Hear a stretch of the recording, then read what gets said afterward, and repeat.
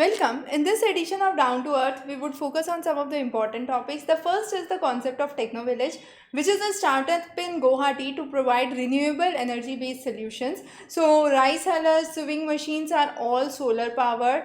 Lighting solutions for street lamps, venue based lightings would again be solar powered, be it pottery wheel or be it the copiers for improving the life of common people. So, in Assam, in the Loharghat village at the Kamrup, again we have come up with these kinds of developments. The next is the coal prices rising significantly. Two of the nations, Indonesia and Australia, are the biggest exporters across the globe. Now, recently, what happened was China stopped or banned the supplies from Australia and shifted it to Mongolia and Indonesia. And after the pandemic, there was a huge rise in the huge pressure on the coal because there was an increased demand during the lockdown. The demand went down suddenly, and as a result, what happened? As a result, most of the coal supplies were very squeezed or limited. Now, with that limited coal supply, what was important? The important thing was to understand that a lot of people who used to work as coal subsidiaries shifted to alternative things, or the people who were involved with coal mining shifted to other jobs, and as a result there has been an acute shortage, and this has created a significant demand, which is which is one of the reasons for the rising prices. And India is rising in both terms of import and production due to the surge in coal demand. Also, we have seen that the increasing demand and inflation has been one of the significant parameters, as we have seen not only in India but also in country like Sri Lanka, where recently on 1st September there was an economic emergency which was declared. We would come to that in a while. The next is the wildfires that broke across the globe, and very high amount of summer carbon emissions from intense wildfires have been witnessed across the north hemisphere, and the records have been broken as per the Copernicus Atmospheric Monitoring Services of European Union. The wildfires have released 1.3 gigatons of carbon dioxide, which is highest since the organization started to begin the measurements. Russia and North America are the biggest contributors, and Arctic Circle released nearly 66 million tons of carbon dioxide. We have seen this record high amount of carbon dioxide, and also with the rising temperatures, higher amount of fire outbreaks in the regions of Amazon and Latin America. In the regions of Delhi, there has been the City of Lakes project, where nearly 2000 floating rafters or wetland plants would be established. This would be yellow and red kana, elephant ear, soft rush, and all the pampas grass, and all this would be made up of the PVC pipes and the nets where these plants would be grown. They would absorb the organic pollutants from the water and increase the amount of dissolved oxygen in the water. This would increase the amount of aeration. The next is bringing in high inequality. The asset inequality explains that 7,500 poor households are being held by the top rich houses, and we have seen the richest urban households over rupees 37,000 as per the expenditure reports which are released. So, an average urban Indian holds a debt which is 5 times the assets they possess. So, for the rich, the ratio is 3.2. Now, economic inequalities exist in agriculture, in the distressed states. So, those are some of the figures that we have witnessed here, and we can see how the holding size varies. The small holding size of less than 1 hectare, nearly 70% of the population, but with more than 1 hectare, it's just 29% of the population. The monthly income in the higher bracket is again very less. Similarly, the monthly cost of cultivation, most of it goes with seeds, fertilizers, and labor and rent is another important issue that comes in. The next is the food and lives. Now, food and lives, we understand that there has been a global challenge that has been put to cut down the fundings, and we are constantly committed to to bring in reforms for the food systems. Global challenges for hunger, climate change, poverty, and inequality have to be addressed, and one of the best ways is to decide what to focus on, be it the food price, be it the amount of food intake, or the the food trade on which the farmers did depend. So there has been conference of the parties which was held at Glasgow in Scotland, and it took up the issues of food agriculture systems. The Nutrition for Growth Summit again talked about how to improve nutrition within global systems, how to bring in adequate food supply. So we have significant population which is malnourished. 2 million suffer from micronutrient deficiencies, and there are nearly 11 million deaths every year due to poor diet quality. How do we understand that these needs to be controlled, so that an acute hunger, chronic hunger needs to be taken into control? 25% of the greenhouse emissions are human induced, and those are from agriculture, processing and food delivery. Also, we are seeing that there are various steps which have been recommended by UN to control this. We need to understand which are the sectors where most of it goes. So most of it goes from sugar and beef production. So to provide a constant support, positive and negative impact should be assessed. To forecast the impact, refine the strategy and deal with the implementation and monitor them are all important. So we must withdraw the support to the agriculture. All agriculture support should be immediately removed. There should be elimination of the border measures, elimination of agriculture fiscal subsidy should take place, and this ensures that the greenhouse gas emissions falls by 11.3 million ton carbon dioxide equivalent. The inorganic transition is significant. The pandemic induced economic crisis has to be taken into account. This talks about the shortage of food, the rising foreign debt, the devaluing currency, the depleted foreign exchange reserves, all needs to be taken into account. Okay. The next is a sudden shift. How there has been sudden shift in Sri Lanka. In Sri Lanka, what happened?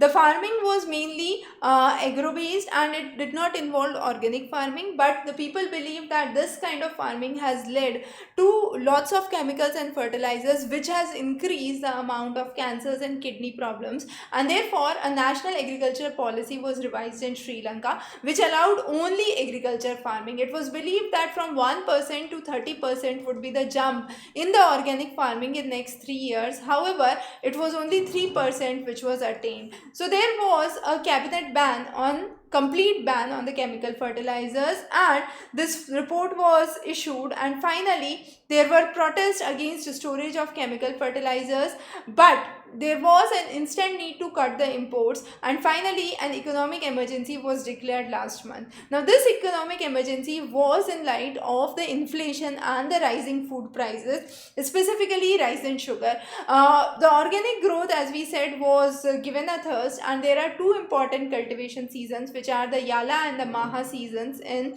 Sri Lanka, and these two seasons were the seasons where maximum production was there, but it was believed that there has been a lot of hoarding, which brought an artificial price hike. So control under government and military came in, and all the ration would be sold now through the government control mechanism in order to check any kind of hoarding and any artificial price hike.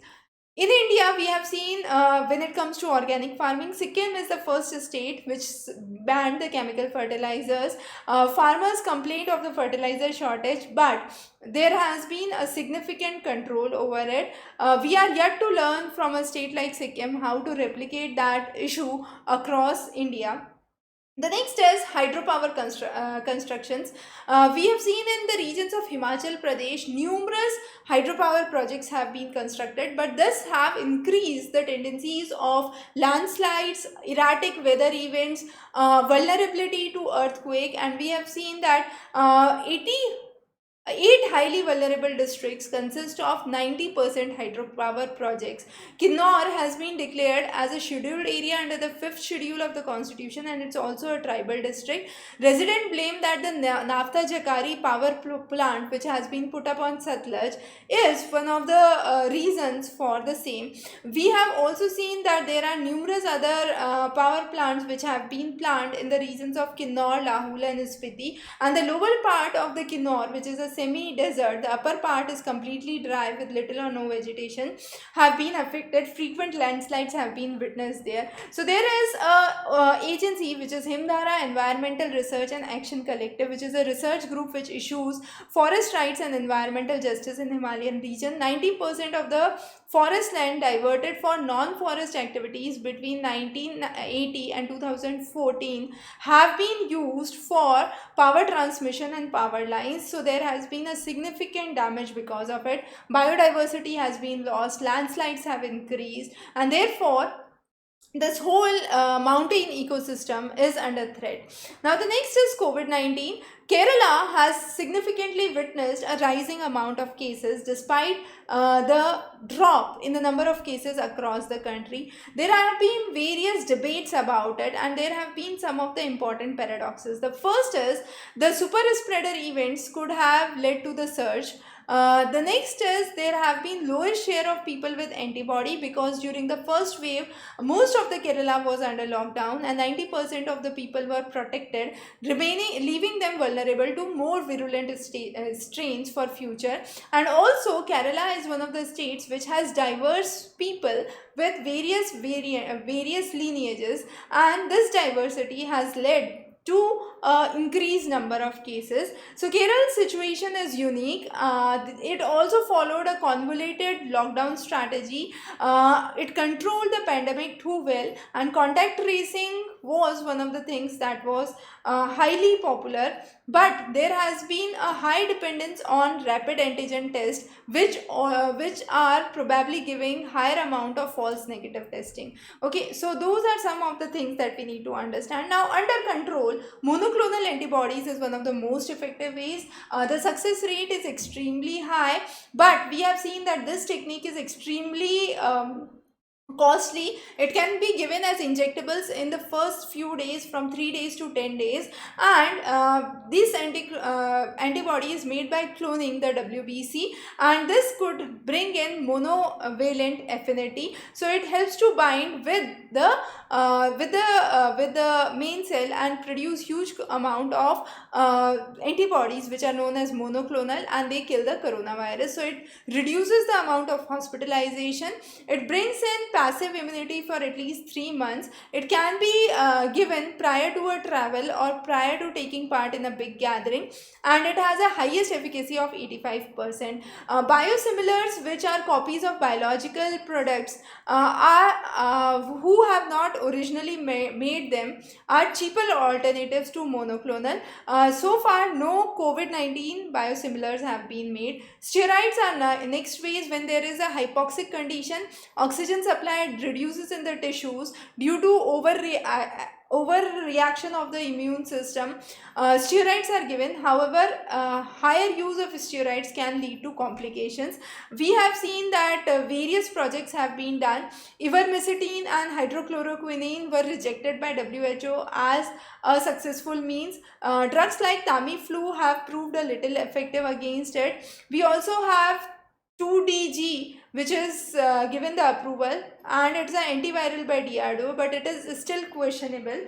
The various variants, for example, Alpha from UK, Beta from South Africa, Gamma from Brazil, and Delta from India, have already been taken into account, and there are various therapies. We have in 1995 a triple therapy was introduced where multiple enzymes in the virus were targeted and they were checking the amount of viral load. Similarly, Bangalore based Biocon markets the MAB drug, which is Itlomizumab, which costs around 60,000 and has been popularly given. Remdesivir is another drug which has been popularly given. So these are some of the list of the drugs, and the number of experiments and trials done worldwide on them. The list of that has been mentioned. The next is the big pharma companies, what kind of strategy they are bringing in, the vaccination strategy, and how proper distribution of the vaccinations can be done. The next is the water stress. So worldwide we are facing extreme water scarcity. 33 countries across the world, mainly in the South and Central Asia, are at a risk of extreme water stress by 2040, and there would be a huge amount of internal mass migration because of water shortage.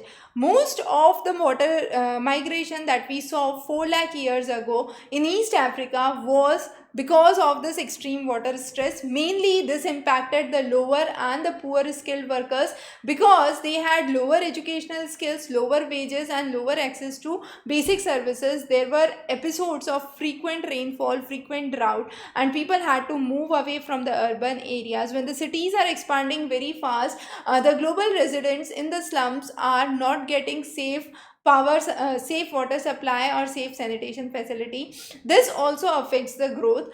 We have seen that there has been a huge impact, and there has been a two-part report, ebb and flow. Water deficits are linked to 10% rise in internal migration between 1970 to 2000, and this also suggests that demand for water by 2050 would be 80% higher than today. So there would be a high amount of rising prices that can be seen. Now we have seen various case studies across India, and there have been concepts of kitchen gardens where we are reusing wastewaters from kitchens and bathrooms. So digging a small mud trench from the kitchen and bathroom outlets to the gardens and streamlining the water is one of the things. Kankar district in Tarasgaon, then we have Sion, Chindgaon, Pathari are some of the examples where this under project Samarthan has been done. There is a seed trap and a silt chamber, as you can see. So from you would have that from the kitchen garden and the bathroom water and the kitchen water gets collected from the clear impurities. Now in Odisha, eucalyptus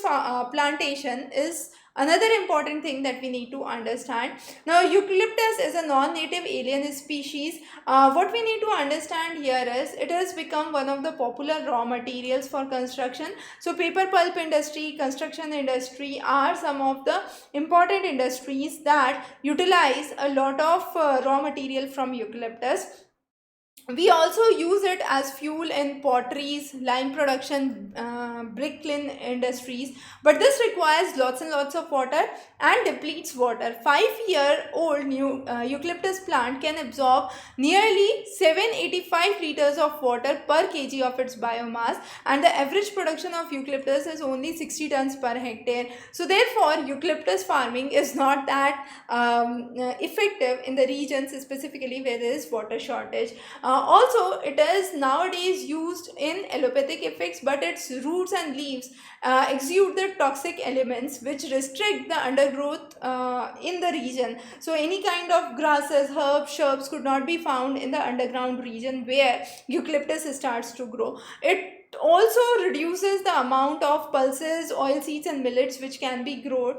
So once the production of eucalyptus increases, the other crops significantly decreases, and therefore eucalyptus is known as ecological terrorist, and it brings imbalance into the ecology of the district. Also, farmers becoming laborers are another important issue. We have seen that compared to the previous 2015-16 data, we were committed to double the income of the farmers, but at the same time we have seen that there has been a significant amount of change that has been seen in the amount of farmers. So more agricultural laborers are now there than the cultivators, and the farmers are earning more from their wages. So what has been the real scenario after demonetization and the employment slump going since 2012?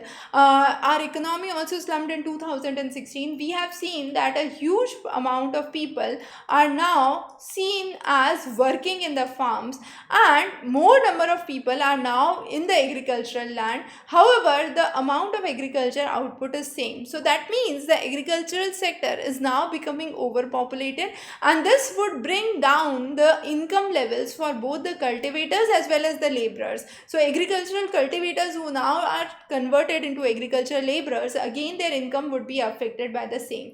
The next is the nomadic tribes, a very interesting topic. There are various nomadic tribes. For example, Pardi from Sholapur, they migrate seasonally and work as laborers. They are usually found in the regions of Gateway of India and Taj Mahal Palace Hotel in Bombay. Varki tribe, they are from Gujarat and they are found in the Chor Bazaar of Mumbai, also in the old zones of Girgaon, Kolaba and Kalba Devi, where they sell the used second-hand apparels and the kitchen utensils. Vadar tribe is another tribe and they are located in the Elephanta caves. Now during the lockdown, without any tourists, these people who used to work is in the construction sectors for repairing the stone grinders in the rural areas or stone repairs were left jobless. Gugu Bubuwala, they are a nomadic tribe who carry a bull along with them, and they have a special instrument with the drum. So they have a stick with the drum with which the Nandi shakes the head, the bull shakes the head for either agreeing or disagreeing, and that way they are one of the popular peoples and they have most of their incomes from rural areas. But during again this period of lockdown, their businesses were affected. Potraja are also known as Chabukwalas, and this is one of the criminal tribes which have been classified under the Criminal Act of 1871, and they usually they whip around their own body, and that's one of the common customs that they follow. Some other important headlines. So Patannal wetland is located in center of Latin America. You have numerous species there, and recently we have seen a higher number of forest fires in this region. Also, the largest plant in Iceland, which is in the name of Orca, has been developed, and this is aimed to remove carbon dioxide directly from the air. We are also talking about importing plastic waste. So South Africa is one of the countries, and Gambia is the only country which is meeting the track to its commitment for the Paris Agreement. A very small nation of West Africa is able to do it, and that's really commendable. And then we have Finland, which has a new species of window fly which has been discovered. So far we have 420 species of window fly which are available. So those were some of the other small important news from Down to Earth. We would be covering many more interesting topics in Down to Earth every fortnightly. Very important for your UPSC preparation. Study well, prepare well, and feel free to connect back to us for complete preparation modules for UPSC preparation. Wish you very good luck.